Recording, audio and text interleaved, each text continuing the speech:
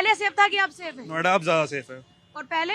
पहले सेफ नहीं था। पहले अतीक अहमद जैसे आतंकवादी घूमते थे खुलेआम। आतंकवादी? मैं आतंकवादी कहूंगा, जो लोगों को डराएगा वो आतंक ही फैला रहा है। हाँ। आप उनको किसी भी नाम से बुला लीजिए, बाहुबली या वगैरह, लेकिन वो आतंकवादी हैं। आतंकवादी का मतलब है जो लोगों में आतंक फैलाएगा किसी भी वजह से। नोएडा के किसी IAS के घर में घुस के उसको मारकर आया था, लोगों की जमीन छीन लेता है, आतंकवादी है। तो अभी बेहतर है? हाँ, अब बेहतर है। अब है सरकार के ऊपर इकबाल? हाँ, लगता है कि लॉ एंड ऑर्डर लगता की है कि- सिचुएशन हाँ। बेटर है पहले से? कैसी है लॉ एंड ऑर्डर की मैडम situation? मैं कहने का ये चाहता हूँ कि पहले से अच्छा है सब कुछ सरकार में, लेकिन मजदूर के लिए एक बात कहना चाहूंगा क्या कहना चाहेंगे? कि आदमी को 12,000 रुपये 11,000 रुपये तनख्वाह दी जाती है जो बाहर से आके काम करता है। इस सरकार में ये है कि मिनिमम आदमी को 500 रुपये रोज की पड़ की झाड़ी मिलनी चाहिए काम करने के लिए। अच्छा। लेकिन इस सरकार में ऐसा कुछ भी नहीं है अभी तक। तो पहले की सरकारों में था ऐसा? पहले की सरकार में समाजवादी में था या नहीं था, लेकिन अब जो सरकार है उसे ये काम करना चाहिए। ये ठीक है भाई। ये कह रहे हैं कि जो लोग यहाँ पर आकर काम करते हैं 500 रुपए मिनिमम झाड़ी होनी चाहिए। मिनिमम दिहाड़ी 500 क्या, मिनिमम दिहाड़ी तो 10,750 है ही। ये दिन का बोल रहे हैं, ये दिन का बोल रहे हैं 500 रुपए मिनिमम होना चाहिए, मतलब 15,000 रुपए हो गए उस हिसाब से। बहुत समय से देखिए, सरकार से मांग करी दिन जा का रही है। दिहाड़ी अगर ये 500 बोल रहे हैं तो उसको लागू करेंगे हम। अगर इस तरीके से जनता की आवाज आएगी तो उसको जरूर लागू किया जाएगा। देखिए ये सिर्फ ना, देखिए जब से कोरोना काल हुआ है लोगों का महंगाई बहुत ऊंचाई पे पहुंच गई है, पूरे देश की, ना कि उत्तर प्रदेश की, और लोगों का सोर्स ऑफ इनकम कम हो गया है। और ये बहुत समय से मुद्दा उठ रहा है, लेकिन ये चुनावी जुमले बन के रह जाता है। जैसे 2 टेन्योर जीता, बहुत सारे वादे अभी भी बहुत सारे योगी गवर्नमेंट ने किए थे, काफी हद तक पूरे, लेकिन अभी भी बच लेकिन ये रहे कहते हैं हमने एक बार जरूर पूरा किया, वो है बेटियों की सुरक्षा का। इसमें बिल्कुल मानती हूँ। एक भाई ने बहुत अच्छा सवाल उठाया। ये बेसिक मुद्दा है, 500 रुपए मजदूरी अकेले का नहीं। इन भाई को पता होगा कि यहाँ पे योगी सरकार ने कोरोना के बाद जो 8 घंटे ड्यूटी कंपलसरी था उससे उन्होंने 12 घंटे कर दिया है। हायर एंड फायर रखो और निकाल दो, उसको क्लियर कर दिया। देखिए, इन्होंने कहा दिहाड़ी की बात तो मुझे याद आ गई कि कल परसों मैंने एक लेबर को बुलवाया था मिस्त्री के साथ। मिस्त्री ने 700 रुपये लिए और उन लेबर ने 500 रुपये लिए, तो 500 रुपये तो ऑलरेडी लागू है। मैंने दिया है कल थोड़ी सी रिपेयर कराने के लिए।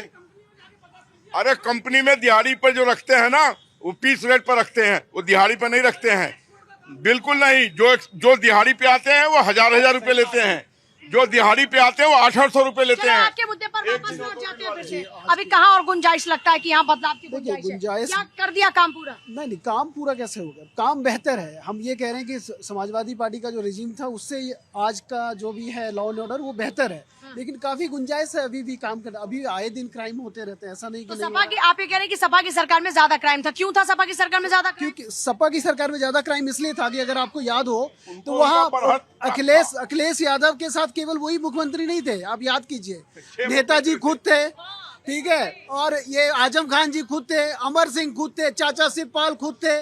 तो ये ढेर सारे मुख्यमंत्री थे और वो मुझे नहीं लग रहा कि वो ठीक से चला पा रहे थे। और आज एक इच्छा शक्ति है, एक दृढ़ शक्ति है, वो कम से कम कहते हैं कि हर तरह से कि नहीं हम क्राइम करेंगे। अब उस समय आप सुनते भी नहीं होंगे कि वो इच्छा शक्ति नहीं थी। ये बात सच है कि योगी जी ने जनता का भरोसा जीता है, अपने कामों से जीता है, महिला सुरक्षा से जीता है। व्यापारी आज के टाइम में अपने आप को सुरक्षित करते हैं, महसूस करते हैं, क्योंकि पहले जो रंगदारी हुआ करती थी वो हद तक कम है उत्तर प्रदेश में। तो व्यापारी वर्ग इसलिए भी बहुत खुश है।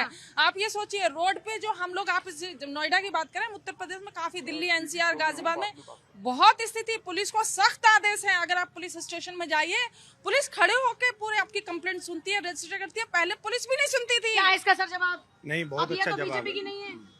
अभी जो है लॉ एंड ऑर्डर की स्थिति ये है कि कितने पावर सेंटर है उसकी बात हमने पूरा प्रदेश जानता है। इनका क्या पॉइंट है? अरे आप इनकी बात का जवाब दीजिए ना। ये तो महिला है ना, ये कह रही है आपकी सरकार में और आपकी सरकार में बहुत फर्क है।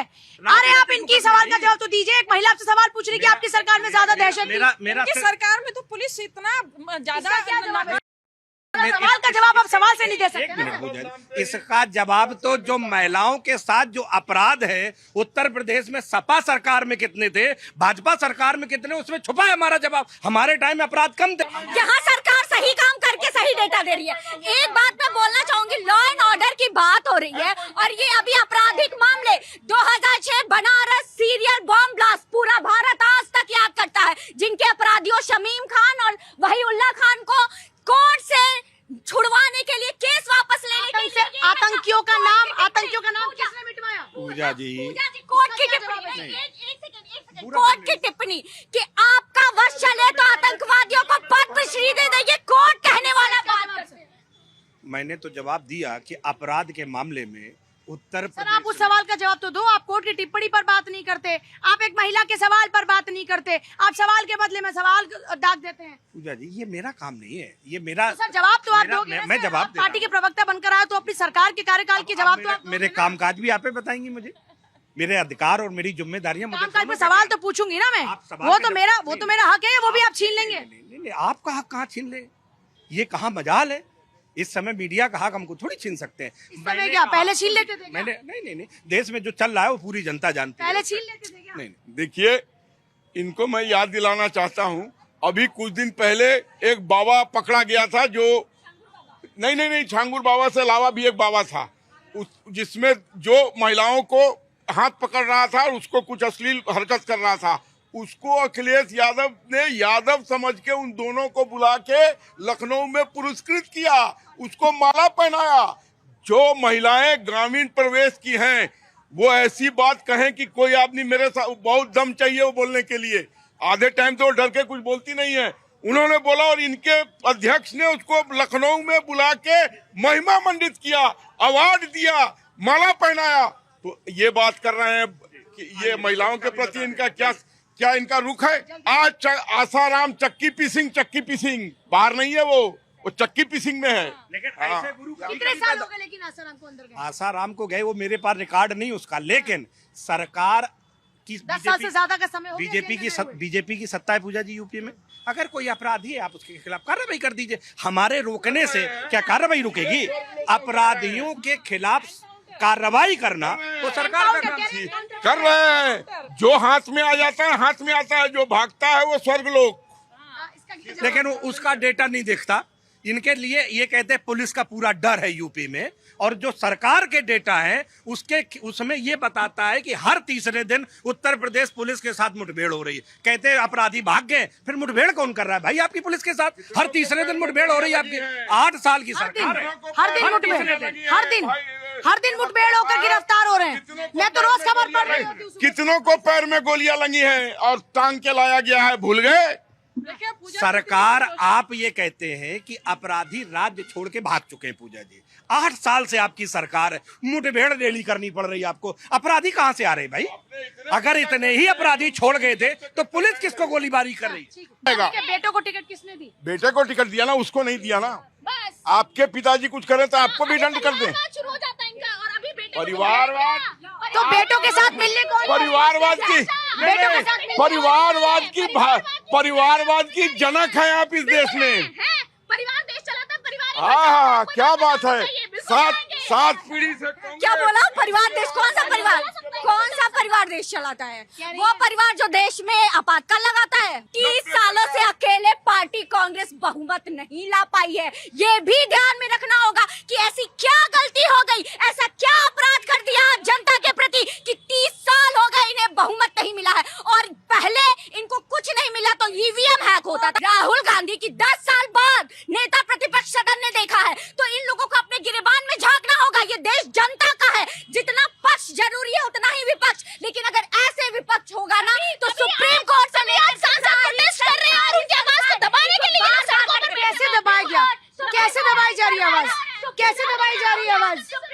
नहीं, अभी बहन ने सवाल किया कि इतने साल हो गए पूर्ण बहुमत की सरकार नहीं मिली। देश तो देख रहा है कि पूर्ण बहुमत की सरकार कैसे आई है। एक घरों में 250-250 वोट डाल के, फर्जी वोटिंग करा के, एक वोटर को 10 राज्यों में वोट डलवा के। सर आप इसी मुद्दे पर तब से अटके पड़े हैं, आप तब से इसी बात पर अटके पड़े हैं। आप उस पर सवाल नहीं पूछते कि आतंकियों का ठप्पा आतंकी किसने हटवाया, उस पर बात नहीं करते। आप वोट के सवाल पर पूजा जी चलिए 1 मिनट, मान लिया हम लुटेरे हैं, मान लिया आपकी बात। 1 मिनट, हमने सारे हिंदुस्तान में सारा हेरा फेरी किया है, तो हम 240 पे क्यों हैं? हमको तो 330 पे होना चाहिए, 400 पार होना चाहिए था। और कर्नाटका में हम हार गए। क्यों हार गए? जब हमने सारा बूथ हमारे कब्जे में है, सारी ईवीएम हमारे कब्जे में है, सारा वोटर लिस्ट हमारे कब्जे में है। तो JNK क्यों हार गए? हिमाचल क्यों हार गए? तेलंगाना क्यों हार गए? उन जगहों पर इनके नजर में ईवीएम ठीक है, वोटर लिस्ट ही। नहीं पूजा जी बिल्कुल सही कह रहे हैं, क्योंकि जो चोरी करता है, बेईमानी करता है, डकैती करता है, उसको भी रणनीति बतानी होती है ताकि इसका भंडा ना फूट जाए। तो यहाँ छोड़ दें, यहाँ जोड़ लें, इतने सीटें चोरी कर लें, उसे रणनीति पे चोरी की है भाई। एक एक वोटर का 10 राज्यों में एक एक घर में 250 वोट। अब ये देश जानना चाहता है भाई, ये घर में 250 वोट ये कैसे खुलासा हुआ? अरे ये चेक सब किया, कैसे खुलासा और हुआ? सुनिए, ये जो आपके पास डेटा आया कैसे खुलासा हुआ ये सब? जब ये तय हो ये गया, कैसे खुलासा हुआ सर? चेक करके निकाला कैसे गया। कैसे?